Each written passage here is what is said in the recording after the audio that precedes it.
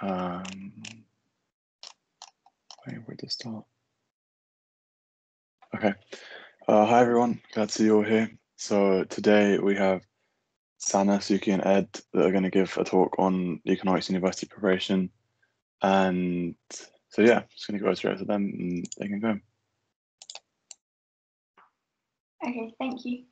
So hi everyone, I'm Sukhi and I'm here with Sanah and Ed, and we're going to give you advice about university applications and economic preparation. So starting with wider reading, where do you start? Well, I would recommend starting with a basic book. So if you're thinking about looking at new concepts, I think you pick a more generic book rather than a niche book. So for example, last year, I started with looking at People, Power and Profits by Joseph Stiglitz. And what was really useful is that it looks at inequality, but it also looks at other policies like tax policy as well. So there's a wide area of topics that you can explore and branch off into, and then that would be really helpful in terms of looking at economics articles as well. When you look at new reading resources, it's really useful to analyze and reflect on the book and the reading resources. So it's not sufficient, I would say, just to read it, but also to think about self-evaluating it and thinking whether you agree or refute with the author. So once you do that, it's really easy to branch off into different areas, like I said. So when did I find the time to actually fit in the wider reading? Well, I have a routine, so I read around 3 or 4 articles every morning before school. And this is particularly from The Economist, looking at the finance and economics section of The Economist. But Financial Times and The Guardian and Management Today, if you're thinking about doing economics and management, are also very useful as well. And lectures and podcasts are great as well. So LSE do amazing lectures, as well as INET, which is something I found over the summer, and it's Institute for New Economic Thinking. It's really useful because they introduce unorthodox economic concepts that are off syllabus, and it would make you stand out as a candidate if you did include that in your personal statement. And whenever you're listening to a lecture, make sure that you it's what you take away from the lecture. So think about exploring around the areas of the lecture and where you plan to go with it, rather than just passively listening to it. For example, one of the topics that I listened to was around secular stagnation, which I would have never known anything about if I hadn't seen that lecture. And then I linked that to policy decisions that are currently being used in fiscal policy. So it's some area that's really interesting to me. And then once you've done all the wider reading, it's really easy to come up with an EPQ topic. So for me, after reading an Economist article on Nigeria, I did a EPQ dissertation on the extent to which Nigeria can economically diversify post-pandemic. So that was really useful. Okay, so I'm going to be talking about work experiences and essay competitions. So I would say over the next coming months, it's quite important that you start writing essays and sending them off, and also applying for work experiences, because by the time that summer starts, it's likely that most of the deadlines would have closed. So there's some examples of work experiences on the board right now, but if you're looking for a place to start, I think I did PwC Insight Week last year, and it was quite good, and also the application deadline's still open until the 14th of March. And while doing a work experience isn't the be-all and end-all, I think that it's quite good, because if you do a work experience and you see a topic within the work experience that you like, you can take that further and research about it outside. And that's quite good when it comes to writing your personal statement, because it shows your interest in how you've developed it. And with essay competitions, so I'll just give a few examples that you might be interested in. So there's the Cambridge John Locke Institute one, there's the RES, which is Royal Economic Society, and the LSE Student Union Essay Competition. So I entered 3, and I would suggest that it's good to do about 2 or 3, because firstly, it gives you an opportunity to improve your research skills and also practice writing essays, but doing them also gives you scope of doing it across a range of different areas of economics, which obviously broadens your knowledge, but also gives you more scope when it comes to deciding what you want to include in your personal statement. And obviously, if the more you do, the more likely chance you have of winning some of them.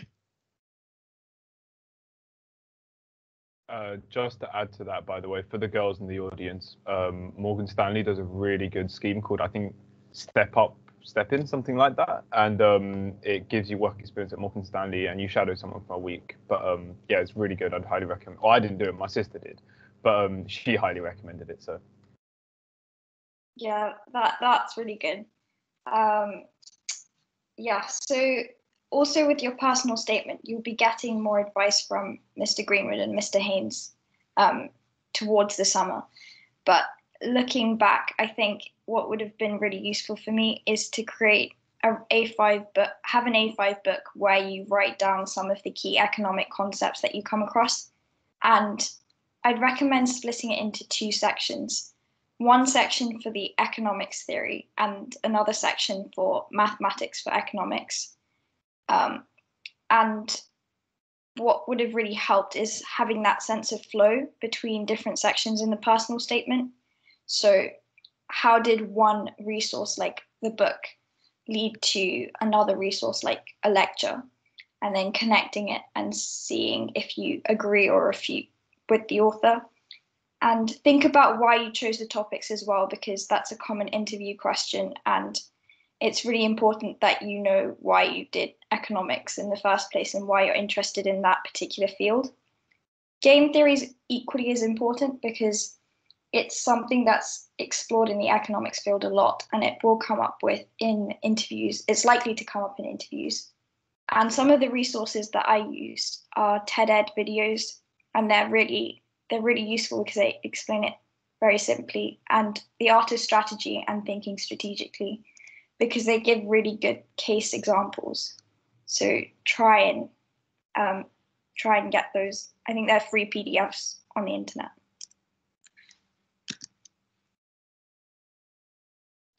Okay, so I'm going to talk about Oxbridge, so TSA and interviews. So I applied for economics and management, so the entrance test that I did was the TSA. And just quickly, there's a section 1 and a section 2. And in section 1, it's essentially reading a small passage and answering multiple choice questions based on either identifying conclusions, assumptions, flaws, strengths, weaknesses, or matching arguments and identifying principles. And section 2 is on an essay where you're given 4 questions and you choose one of them. And I would say one of the most important things with the essay is that you don't sit on the fence and you have an opinion. And when you have that opinion, you want to justify it with what you've written in your essay. So firstly, I want to say that there's quite a good book in terms of giving advice on how to approach the questions in section 1, and also gives worked examples as well as a wide range of questions to do. So I'll post that into the chat later. And with the essays, there's obviously many ways that you can approach them. So I would suggest there's loads of YouTube videos by Oxford tutors as well on how to, and other people who've done them in the past on how to approach them. But I did do a lot of research last year, so if anyone wants to approach me with some advice with that, I'm happy to help. And then looking at interviews, I think one of the things that was really useful, which we did last year, was we created a reading group separately by ourselves. So the group consisted of 3 to 5 people, and the reason why it was so small groups was because it gives you a chance to speak within the group more often, as well as listening to other people. And what we basically did was we created a group, and every week, 2 people from the group shared a couple of articles which they read beforehand and analysed, and then came up with their opinions and questions. And then once a week, we convened to essentially discuss and question each other's ideas. And I think this was really useful, particularly when it comes to interviews, because firstly, you get to learn from other people's opinions as well, which gives you a wider range of knowledge, but it also helps you practice more about speaking about your opinions. And I think sometimes people have kind of the mentality that, we're still kind of competing for the places against each other. But I think helping each other is more beneficial because you're still competing with everyone in the rest of the country as well. So I would really highly recommend this.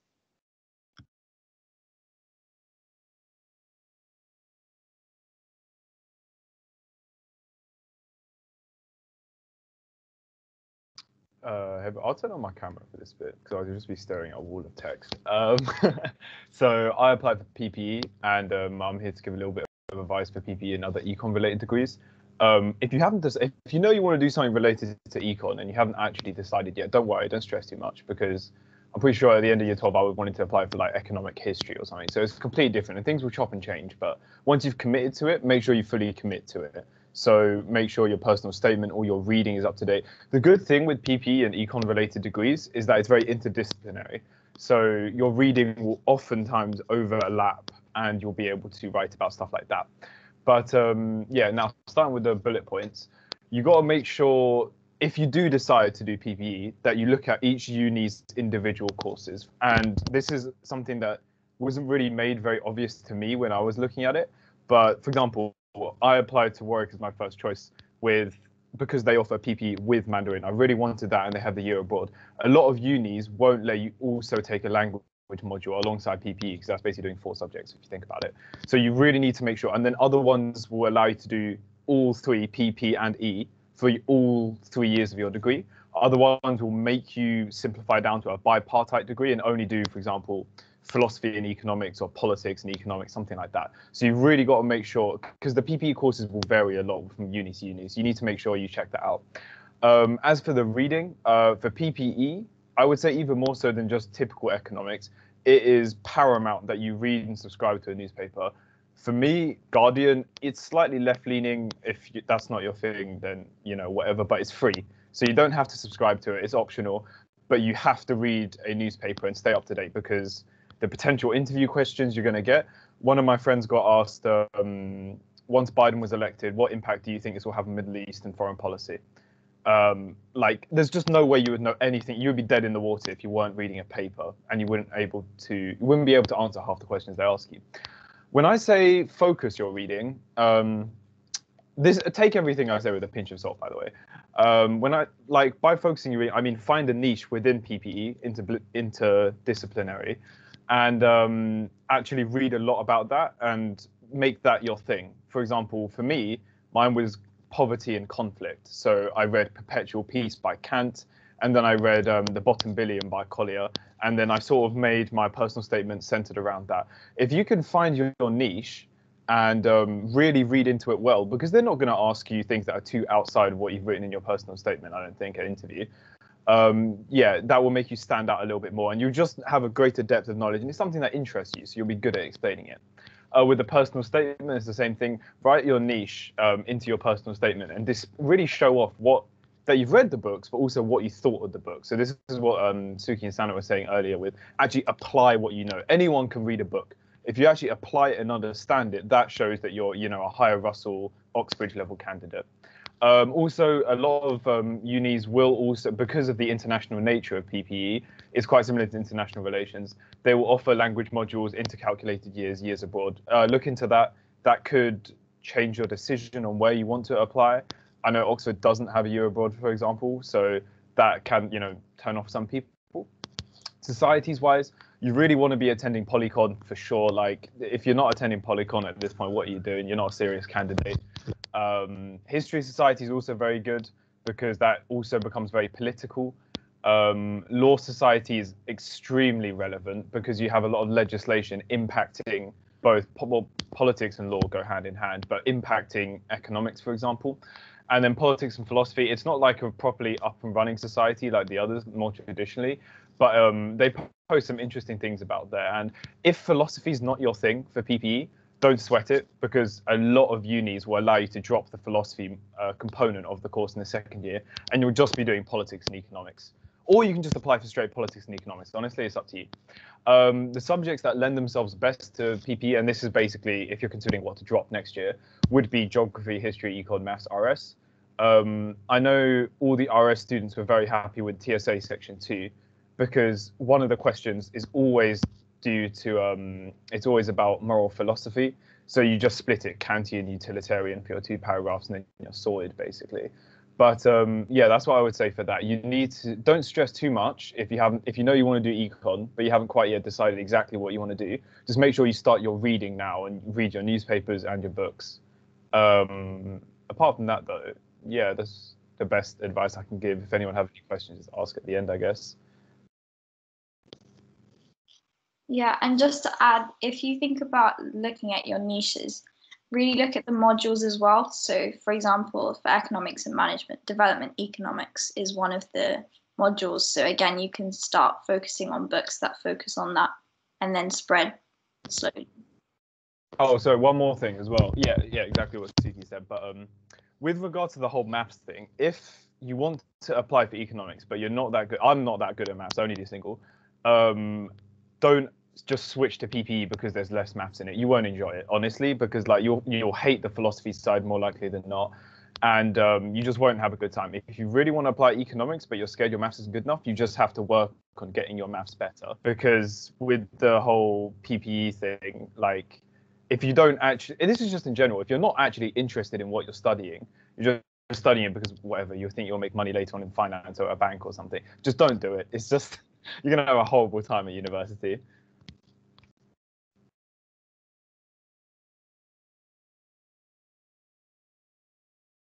Okay, so I think that's the end. Yeah. So have you guys got any questions? I have a question for Ed. Yeah, what's up? Yeah. How does the language bit of the degree work? So basically, I can only tell you about Warwick because that's the one I've really looked into. But you'll do your PPE, like it will kind of be like A-levels in the way you're doing 4 subjects, but they actually begin to, in the second year, you'll begin writing essays that incorporate economics with politics, for example. But with the language module, what you do is at Warwick anyway, it's just completely on the side. If you're a native speaker, it won't count towards your credit. If you're doing like French, for example, and you've already studied French, you get less credit, something like that. But normally, if they offer the language module in Mandarin, for example, they will also in the next year, once your language is slightly better, they will offer normally a year abroad at a Chinese partner university, something like that. Okay, yeah, thanks. All right.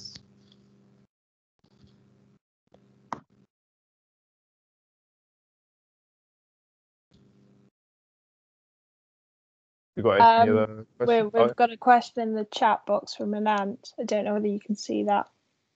How do you suggest we practice applying what we read in economics books?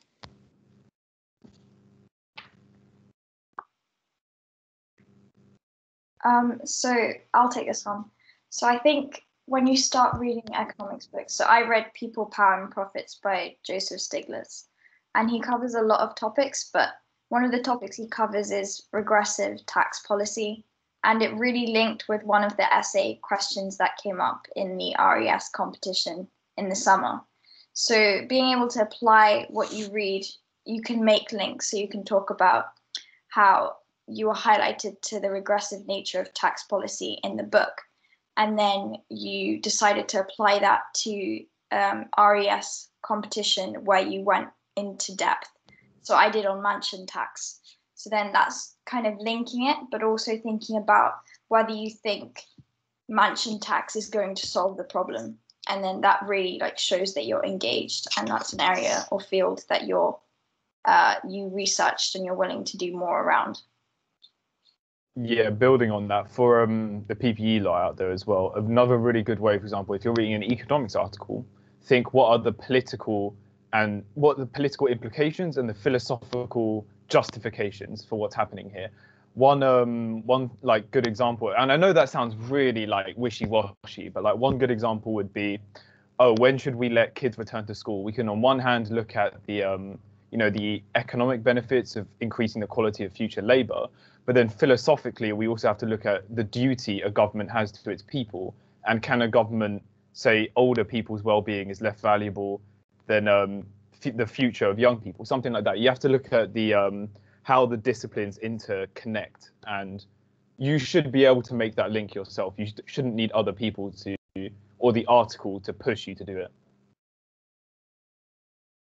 I just also wanted to add a quick side note onto something that Suki said, because I just want to say when you're writing like essays and also thinking of ideas, try and think of ideas and have justifications for things that wouldn't exactly be mainstream, because that differentiates you as a candidate, particularly when you take the opposing views compared to what everyone else would take. So I think that's like a good point.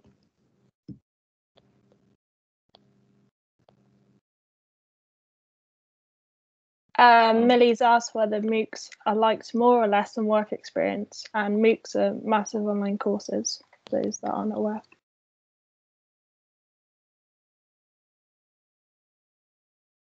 I'll offer my opinion on this because obviously none of us are like uni admin officers. Well, my brother works in an admin office for Cambridge, but he basically said the only thing they look at when they look at your application is how good you are as an academic in that field of study.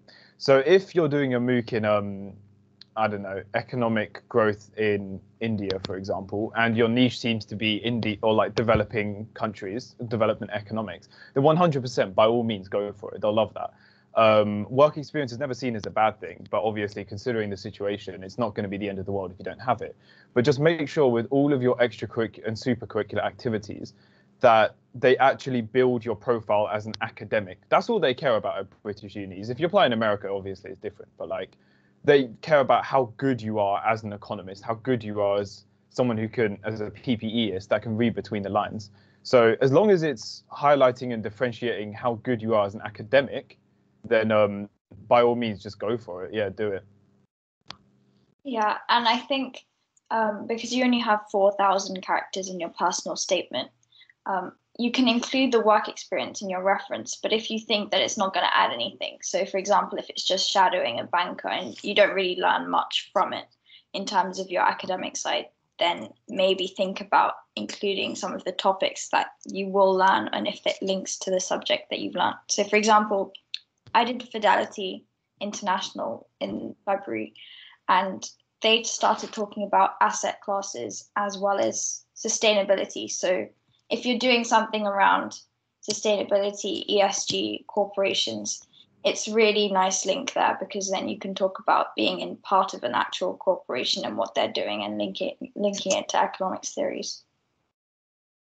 Oh, one thing I will say though, if you are applying Oxbridge, don't feel like you have to do a load of MOOCs and EPQ, read like a whole library of economics literature. Like a lot of people that I know that made it into Oxbridge didn't need to do an extra EPQ. Like if you can get AAA star without an EPQ, then just get the AAA star. That will probably be more valuable. You'll be safer like that.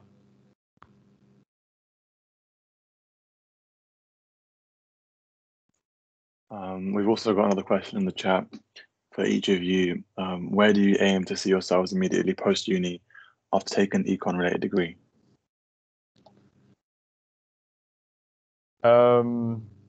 Unemployed is the most likely answer, but where I would want to see myself is probably, I would like to work for the civil service in the Foreign Office, because PPE, the great thing with PPE is that you can basically do anything. One of the bankers I was shadowing, they had studied PPE and majored in philosophy, and then washed up in banking with economics minor and washed up in banking. So like PPE, you'll end up basically anywhere. It just sort of depends on how hard you're willing to work and what your aspirations actually are. I think I'd like to end up in the banking industry, maybe investment banking or investment management. But again, I think it's important to keep options open. open because in university you get so many careers fairs and different opportunities.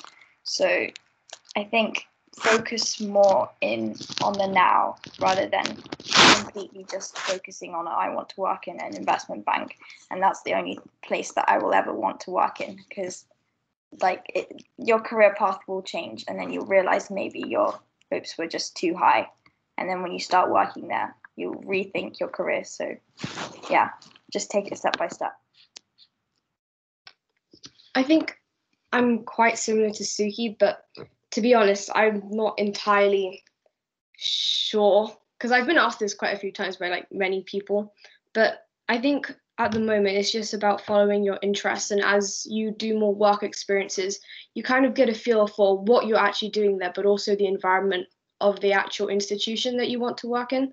So in all honesty, my answer is I'm not sure what I want to do afterwards, but I think it's about keeping your mind open and seeing what kind of things you enjoy. Just one small thing to add about the whole investment banking thing as well. This is like a personal eek for me, but if you actually want to do investment banking, ask yourself what about investment banking is so amazing to you and like why it's so attractive to you. I find like a lot of people, they watch Suits and want to be a lawyer. They watch Billionaire and want to be an investment banker. Do you know what I mean? So like, actually, do you actually have a passion and interest for what these people do, or are you just attracted by, you know, the shiny suits and the big corner offices? So yeah, I don't know, just really think about it before you make any big like commitments in your life in general. Yeah, and I think if you actually have the work experience, like Ed said, with Step In, Step Up, it does open your eyes about what the investment banking industry is actually like. So compared to Suits, it's not at all like Suits. It's a bit more, I would say, a bit more open, and it's basically, I've had loads of experiences in different areas, and I feel like being pushed in an industry, you'll just know if you do the work experience. So work experience is useful in that case. And also doing work experience now means that you also have connections with people in that industry, so that will help to differentiate you later if you decide to go for that firm.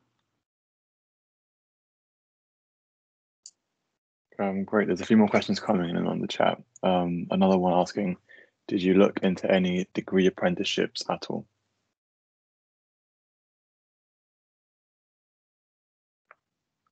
So I personally wanted to go to university, but I know that the big four, so PwC, EY, KPMG, do apprenticeships, and also there's this young professionals platform that introduces you to apprenticeships. So if you're thinking about doing an apprenticeship, I think just go on their website, and they do have virtual experience weeks. So PwC has one, as well as EY, I think, do a year 12 internship in the summer. So I think that's a really good experience. Plus you have the connections as well. So I'm not too experienced in this area, but if you think about wanting to just go into the industry and gain as much experience, then probably just look at the website. One more question from Anand. Can you apply stuff you learned in books and articles into the personal statement? Yeah, 100%. That's like, there's two reasons you read stuff. One, because you're actually interested in it. Two, because you want to make your UCAS more attractive. Like, if you're not putting it in your personal statement, you're doing something horribly wrong. I'll be real with you. But you don't have to put all of them in, but just choose a couple that you've really understood and that really resonated with you, you're passionate about, and yeah, make it about that. Okay, thank you. I've got one last question for each of you. If you could give one piece of advice to everyone listening right now, what would it be?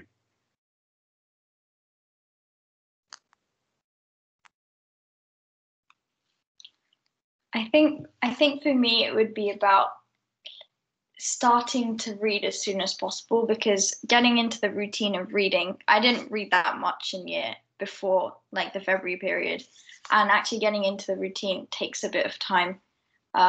and also exploring different topics, because you don't really know what your interests are until you've explored a variety. So start as soon as possible, and also create notes on some of the concepts that you come across and how they link to each other. Because in the personal statement, I had to readjust it a lot because I didn't know what I was jumping from place to place because I've read so much. So having that connection makes it really easy, and it would have taken probably less time if I did that instead of spending the whole summer altering like every now and then. It would have made my time much more worthwhile. I would probably say one advice, the most important thing is, this is kind of similar again, but it's just start everything earlier than you think you would. Because I mean, not only with your personal statement, I mean, even in your personal statement, it's fine to start a bit later if you want, but I think particularly if you're applying to Oxbridge, and you wanted to prepare for example, the TSA, one thing I wish I'd done was probably start a bit earlier in the summer, because it's way easier to do a little more often than to just try and like cram everything in. And to be honest, the TSA, while it's what your like inherent capability is, it is something that you can improve on, and knowing that you have weaknesses earlier gives you more time to improve on them and improves your chances, to be fair. I would say, for a practical piece of advice, keep tabs of all your reading. So have a Word doc on your laptop with each of the books, who they're by, and then basically each chapter, just quickly summarize it. And then this will really show that if you've understood it or not. If you can boil and distill a chapter down to 2 sentences, then that way you've known you've understood it. And then you can share it with your friends or sell it to the neeks that you don't like. But that's the practical piece of advice I'd give you. The more like overriding one would just be curious about what you actually want to do. If econ's your thing, then if I were to tell you about the Friedman doctrine, for example, if econ really was your thing, you'd be like, oh, what's that? Let me go research that. Let me read about that. Let me make notes about that. And then the great thing about it is, actually, if you continue to be curious, extra, like super curricular wise, you actually begin to start using these things in your actual econ essays. For example, if you read a paper, you would have known HS2 was costing something about 112 billion, whatever it was, when it was still on the table. You could then start using that in your essays when you're talking about aggregate supply and the mobility of labor.